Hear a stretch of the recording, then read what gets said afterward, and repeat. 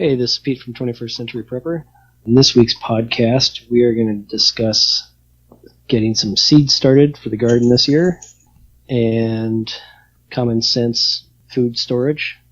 And tonight I have Skip with me. Evening all. And Crystal. Hello. Okay, so Crystal, you've already started some seeds this year. How's it going for you, and what are you doing, and how do you do it? Yeah, I've got a few things going. Really, it's just I've got some leftover compost from last year. I've enriched it over the winter, making sure I've got a good balance of the brown, the dry stuff, and off the green stuff as well. Make sure it's good and mixed in. I started prepping that with my soil probably maybe about a month ago. And I've started everything inside so far in my Florida room. It's doing pretty good. I don't think it's getting enough sunlight, but I've got some nice green shoots so far. And I think that if you can start them early, that's the way to do it. And you extend your growing season. So hopefully somebody out there will get a jump on it. Do you use the little teeny tiny seed starting ones, or do you use something bigger for a container? Well, what I actually plant the seeds in, I take newspaper and I wet it down and make it out of paper mache little cups that'll originally break or over time break down. And then I go to thrift stores and pick up the big tubs, drill holes in those, and actually put the dirt in there and separate them with cardboard. That way I can just take a small shovel and kind of scoop them out when they're ready to go outside. Oh, okay. See, I put mine in, I'm not even sure what size they'd be. Like a 2-cup, I guess it would be size if you're looking at a measuring cup of those size containers. Okay, yeah.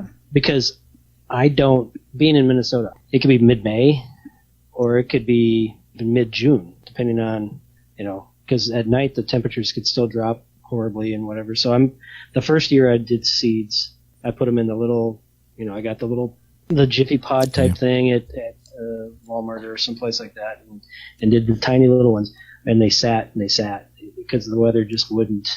I did it probably a little too early too, but that year the weather just wasn't cooperating, so they didn't come out the best.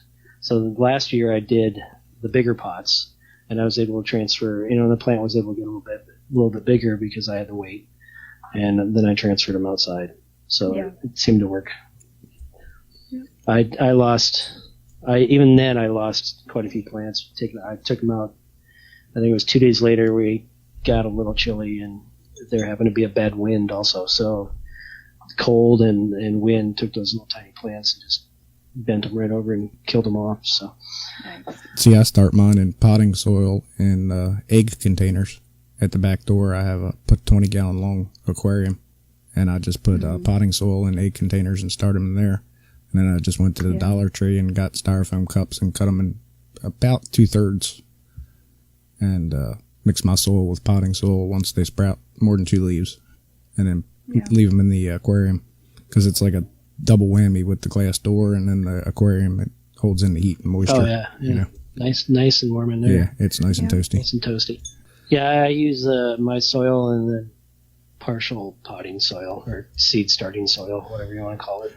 Yeah, if you've got that, and if you mixed in a little of that Epsom salt or even crushed eggshells to give them a little bit of a nutrient boost, that's always helpful. At least I've found it helpful. I mean, if you've got your hands on some manure, throw some of that in there after, you waiting the period of time so it's not, killing off your plants. But anything that you can help. But I always like to put them in the big plastic tubs, if you will, that way, because we get busy sometimes, the weather doesn't cooperate, or I get busy and I can't get them out there, but that way the plant itself isn't stuck in this tiny little pod. It has enough room to grow, so even if I don't get it out there right away, it's still it's good size. The first year I planted tomatoes, I had no idea what I was doing, and I had tomato plants I started probably in January.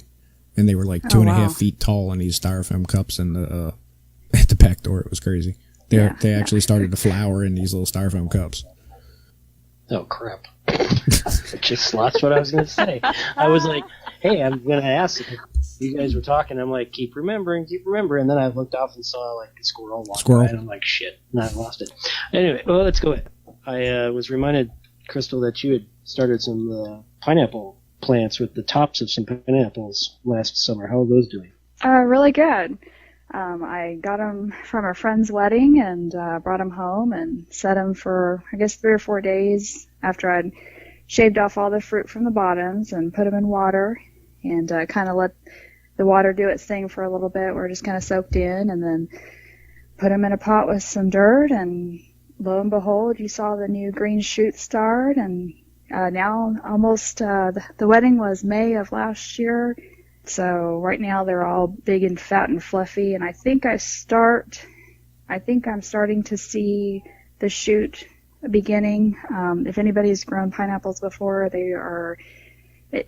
it's a patient kind of plant. You have to have a lot of patience, and you have to baby it, but eventually, they say, I'll get a pineapple, so any day. That'd be cool. Yeah. That'd be awesome, wouldn't it? Yeah. Makes you want to go out and buy like 60 by 80 pole barn and Nothing but pineapples. and set up pineapples everywhere. Yeah. And grow your own pineapples and sell them on the roadside. Yeah. And let's see, what else can you start from kitchen scraps? Celery, right? Has anybody Yep. ever done that? Celery's really easy to do. Let's see, what else? Obviously, everybody knows potatoes, as long as you got a little seed potato. Trying to think of what else I've done. I've done quite a few things. Celery is probably by far the easiest thing to do. Okay. I've never grown celery. We're going to have to do that because we have eat a lot of celery around here, so I'm going to have to try that this summer. So, anybody use a heat lamp or anything like that? No. Or a light? Or No, I don't. you don't have to? No. I do. I get a fair But- amount of sunlight through the back door. Crystal, when do you think you'll be? Give an estimate of how long you're going to be till you can plant outside. I probably am looking at the end of March. Generally, the end of March is kind of when we've seen our last frost where I'm at. The only thing I've got to worry about is I have to make sure that I've transferred them in an area that is draining well, because here in Oklahoma we have our spring heavy rains and storms and things like that. If they're not freezing, they're washing away. Which the storms and heavy rains will be another podcast in a future date. Yep. Very important. How about you, Skip? When you We're about the same time. I usually start taking them out during the daytime to get acclimated to temperature, second week of March or so, and hopefully have them in the ground around the first week of April. Yeah, like I said, I'll be maybe late May by the time I can get out. Our growing season here is quite short. I would love to have a greenhouse eventually someday. Don't know. Not in this location. Probably not. Well, I direct plant a lot of stuff too. I mean, the lettuce and the peas and all that. I very seldom actually start in the house. I just direct plant that stuff. The cantaloupe, watermelon. It grows so damn fast. I've never started that. Yeah, I only do like tomatoes and peppers and a few other odds and ends. I think this year I might experiment with a couple more things that I've had seeds for a while, like sorghum and tobacco. I'm just gonna see if I can. I'm just gonna see if I can grow it. I'll probably pull it out of the ground and throw it away at the end of the year or compost it or something. Tobacco is very easy to grow. I mean, it's practically a weed. It's the drying process you got to be careful with. Yeah. And I would have no interest in having it dried. Man, Maybe it I'll smells give it so to good someone though. When I was a kid in Put an ad Maryland, was in- a big put an ad tobacco in the producer. You used to drive down the road and all you would do is smell that tobacco. It just smelled so good. I've heard that. I don't smoke, but I've heard It that does smell has good. a sweet smell. Is Yeah. that right? Yeah, it smells really cool. Yeah, I've never smoked. Well, okay, maybe I've had a couple of cigarettes, but but the other day I was walking and a guy was smoking, and it has to be a certain brand. I don't know what brand he was smoking, but it smelled really good. But I've never been a smoker. So let's see, what else do we have here? Starting the seeds, get them in the ground, soil amendments, I guess. You have space to compost, Crystal? I do. I've got a barrel composter my dad made me. He basically took a 55-gallon one of those blue drums, drilled a hole in it, put it on its side, created an opening, and put little handles on it, and I roll it around, and I've done that for a couple of years, and that's the easiest for me because then you don't have to worry about going in and spreading it around and turning it. You don't have to worry about the critters in it. It's kind of cool. How about you, Skip? I've never made compost. Our soil is so rich here that I don't think anything I can make on my own is going to touch our soil. Ooh, that'd be nice. This was a pig farm for 140 years. No, we got a lot of clay here, so we got to do something. Yeah, I would love to get a roller type that you have, Crystal, and plug it in back in my little area. Our garden area is very small and compact, but I left a space open for one of those. So hopefully I can get around to it this year, maybe, Very along cool. with a dozen other things. But can you guys think of anything else? I mean, if we're strictly talking seed starting. Don't be afraid to. I've had a couple of years where I didn't want to do this, but I've learned the wisdom of it. So things like things that say specifically after a couple of weeks, go ahead and thin them. I always thought it was such a waste. Like carrots, for instance. Yeah, I hate that too. I hate it because even though they're like 50 cents for a pack of like 50 of them, I still hate to do that. So what I do is I get to the point where I wet down some paper towels and I'll actually meticulously put them in there, and space them so I don't have to thin them later. And I think that's just something in my mind because I hate throwing them away, but do it. I have given up on carrots. You can come on up and go through my carrots for me any day. I do not do carrots. Because I would have no patience to do that. I cannot grow a carrot here. It's like, nah. Yeah. We can buy carrots then. Go steal carrots from the neighbor's yard. Yeah. That's Don't funny. do that. Don't do that. steal- We're not advocating. Don't pests. steal carrots from your neighbor's yard. Oh yeah, I gotta buy some Roundup so I can take care of the dandelions. Gotta take care of them suckers. You don't want to make wine? Oh, come on. No, I don't want to make dandelion wine. I'll do that with my grapes. I have grapes. My wife actually wants to have. We have a fence that's like 76 feet long, maybe, Oh, wow.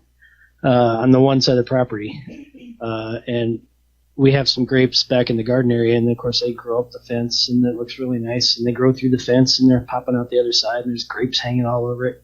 Oh, My wife's like, that looks really nice. We should do that in the entire fence. So, I mean, it would be a small vineyard, a very, very small vineyard, but I could have a lot of grapevines in my garden if I wanted. a bottle or two is all you need. I mean, And then of course you got the strawberries, and you got raspberries, and you get a whole bunch of, not dandelions. I don't have to make dandelion wine.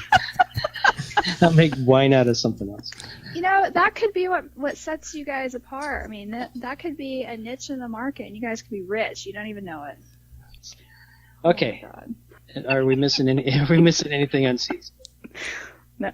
The biggest thing is just experiment. It's not going to work the first time or every time. You may screw up for a couple of years. I've had failures every year where I've had to just go to the local nursery and buy the plant after a while because it just didn't work.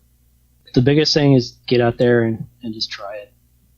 I like to buy seeds from different sources, get some like rare stuff. We kind of covered that in the pre-planting your garden.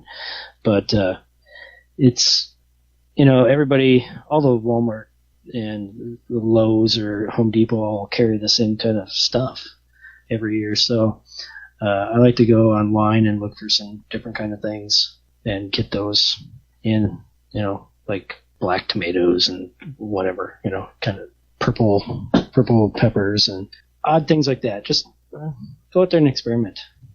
That's all. If you fail, try it again. You learn from your mistakes, and gardens take, what do they say, about 4 years to really get established? That's what they say, but my first year was the best harvest I ever had, so. Your first year? Yes, I knew. You Oh, wow. Nope.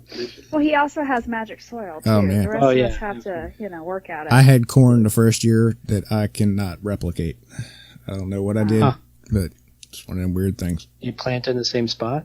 No, not really. Because corn's pretty hard on the soils. Mm-hmm. That's why that's why they rotate stuff out. I'm going to try corn this year. So I don't know what kind, but We grew. I'll try some corn this year. We just grew white sweet corn. I gotta get some sweet potatoes too. I tried sweet potatoes last year, but I got them in the ground way late. So when I pulled them out, they were carrot-like still. Aw, they were little minis. They were. Oh yeah, there was the stick, a stick sweet potato. Sounds like my carrot.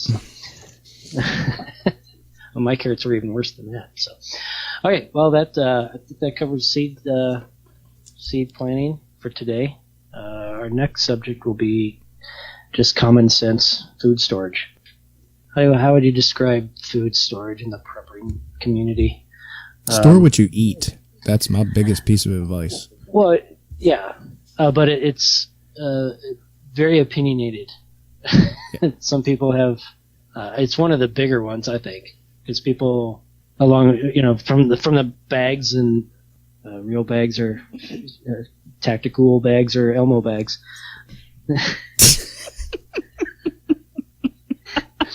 And weapons. That's another one. That's everybody's got an opinion and they think whatever's best. But food storage, I think a lot of people, it's like you either have all freeze dried, or you have all canned, or you have to can your own. It just seems to be a lot of people are left and a lot of people are right, and there's a smattering of people in the middle. But the people that are, got to have the freeze dried and only freeze dried, and that's all they want. I've had discussions with people that, they want to get like 6 months of freeze dried, and then they shove it in the corner, and that's what they do. Oh, no. That's the extent of their prep, and eek. and then I kind of like a whole variety. I have a little bit of freeze dried. I have some MREs. I have canned goods, dried and dry goods, and then I have the big old Mylar buckets full of rice and beans, and then we also grow. Our garden, the size it is now, could not feed us. I will give you that. But I could take over the rest of our yard and grow stuff that I would know that would grow there to supplement.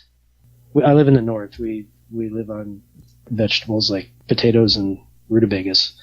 I mean, and if you grow enough potatoes and rutabagas and whatnot, you can supplement the rest of the crap with tomatoes and that kind of stuff.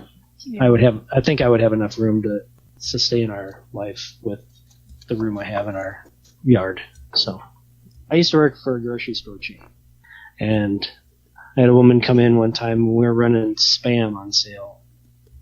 A really good price on Spam, I guess, because I don't like Spam, but I would never buy it myself. She came in and we happened to be out because the sale was really good and people were buying it up.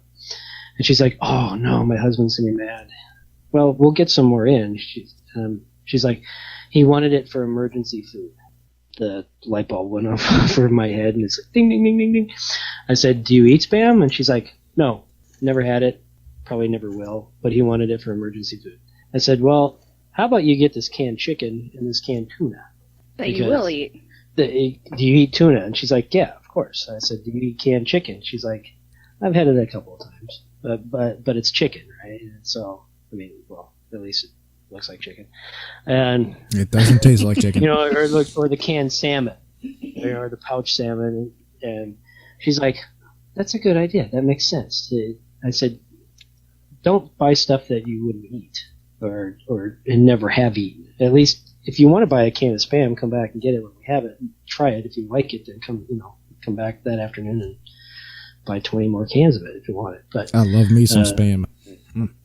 Oh, so Skip was the reason why the sale was so good. Yes, indeed, for sure. You should come here to Minnesota and go to the Hormel company, and you can take a tour. So I don't think you'd want to eat it after that. Probably not. We're the biggest scrapple producer in the nation. Trust me, I have no problem with it. Mm-hmm. Yeah, I had it a couple times in college. I lived with a couple guys that were in the National Guard, so they would eat it just before they went off to their 2 weeks. And yeah, no, it wasn't. That was not pleasant. So, and not a spam lover.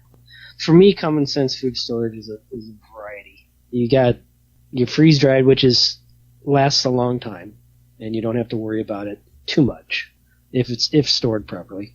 But my concern with freeze dried is the biggest concern that you should have in a survival situation is water. Mm-hmm. So if you have a lot of freeze dried, you're going to need a lot more water. Yep. Granted, it's light and it's compact and it's easy to transport. So the fantasy bug out, it makes sense to have some freeze dried food with you.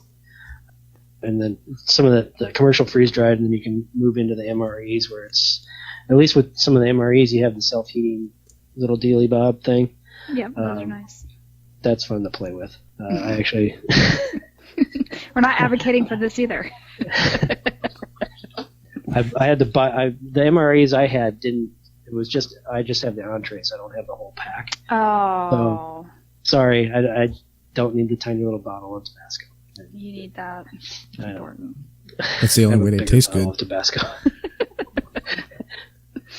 So I had to get the heaters separate. So I got the heaters separate, and I had to experiment. So that's cool.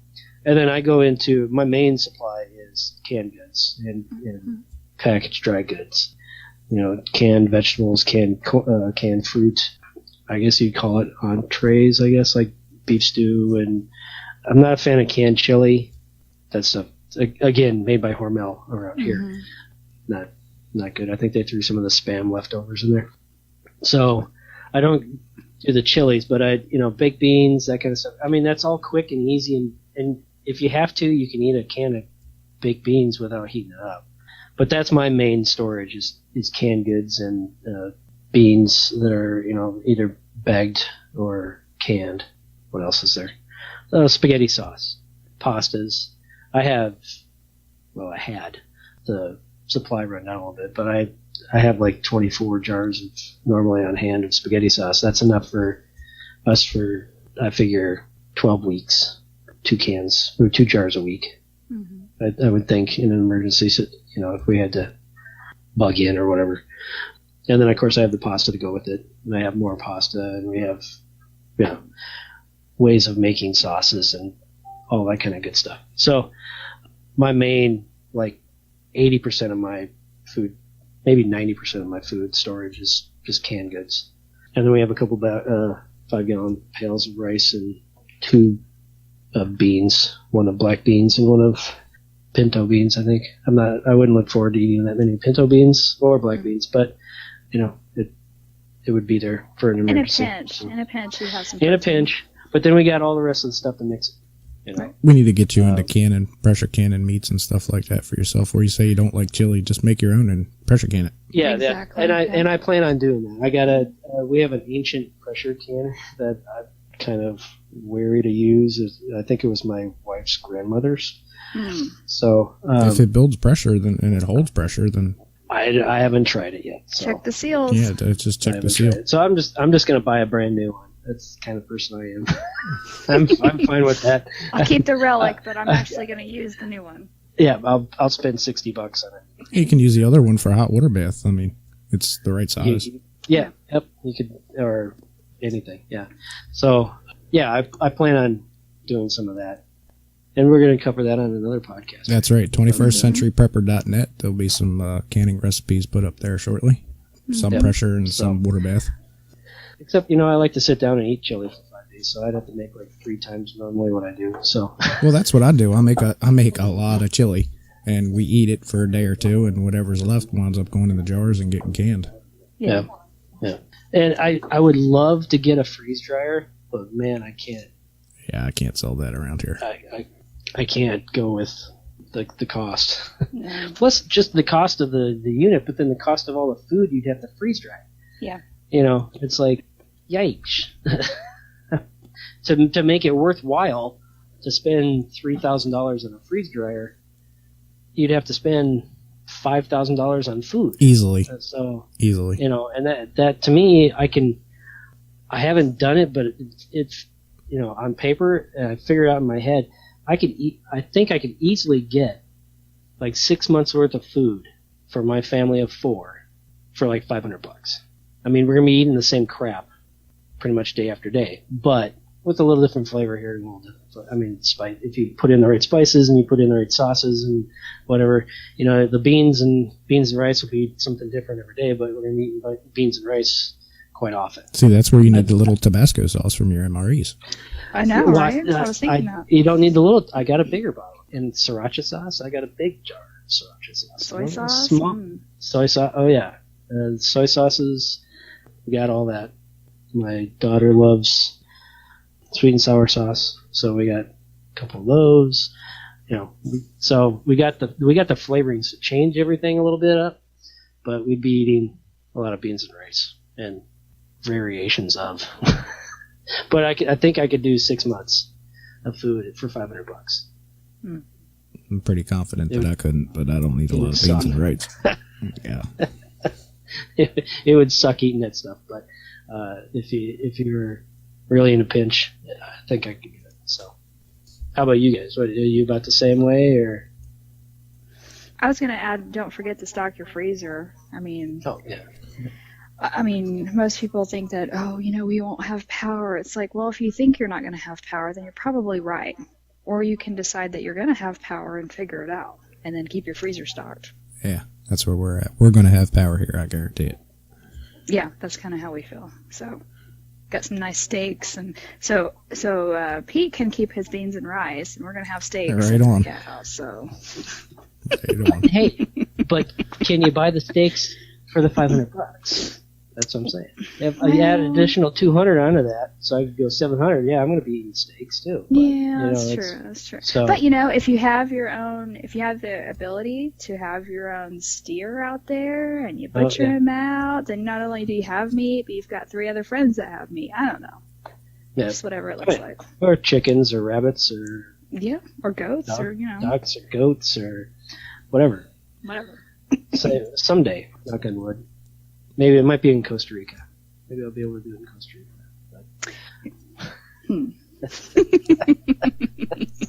Then I won't need so much stuff because you can grow year round in Costa Rica. There you go. Yeah. Wouldn't need the canned goods and the other stuff because it would all be right there, right outside your door. So let's see. Like Skip touched on first thing, store what you eat. I made that mistake, dreadful mistake, so yes. You waste a lot of money if you don't. Yeah, it's just, I know it might be, you're looking at an emergency situation, but what if that emergency situation never happens? Right.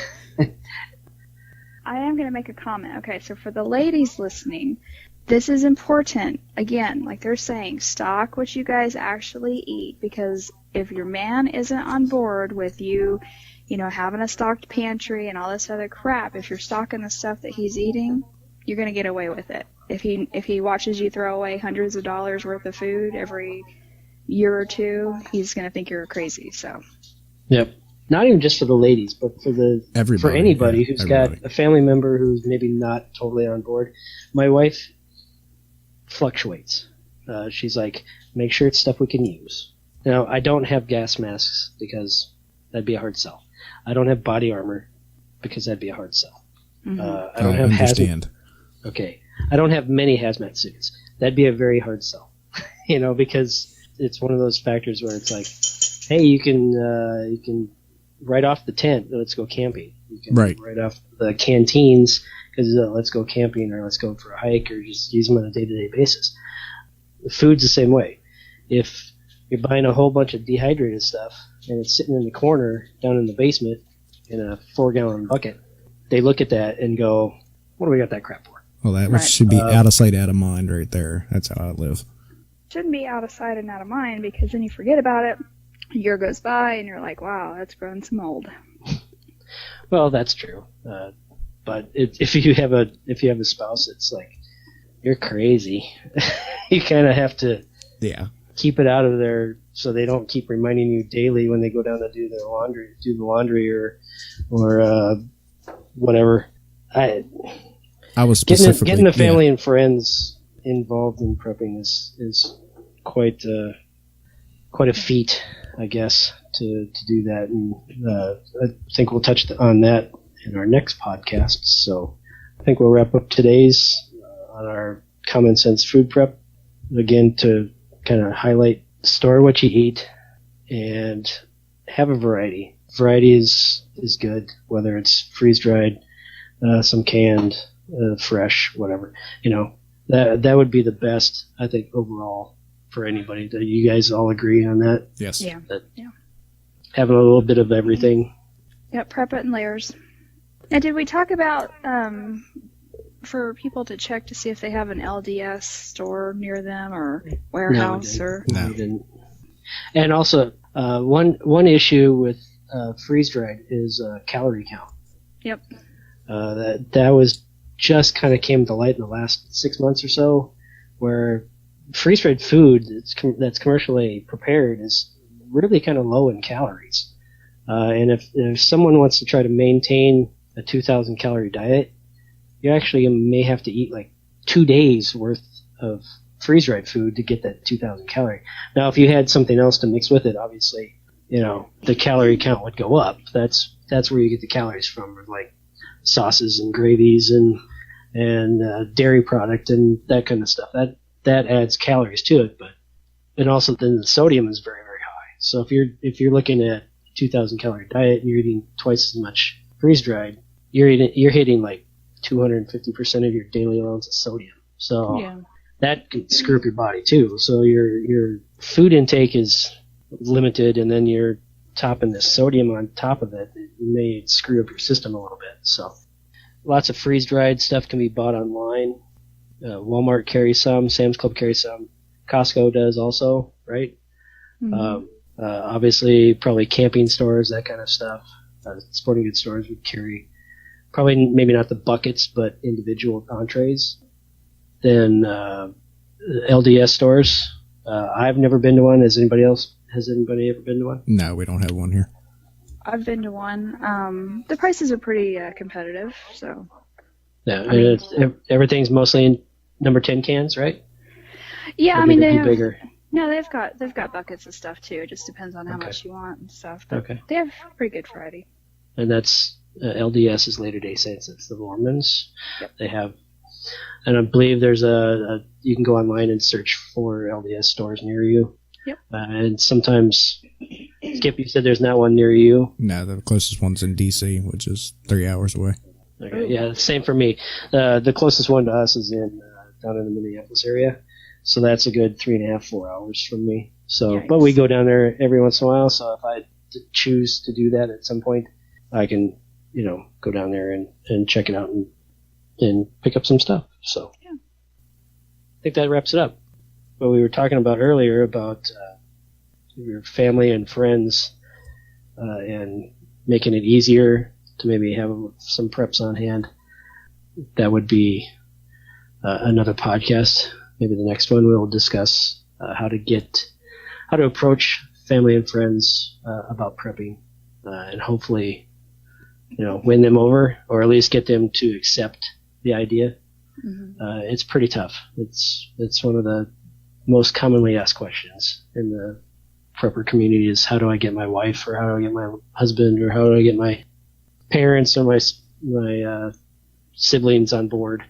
And there is no clear-cut answers on that, but we'll touch on that in the next podcast. So thanks for tuning in. Remember to check us out on Facebook at 21st Century Prepper, and on the World Wide Web at 21stcenturyprepper.net. Thanks.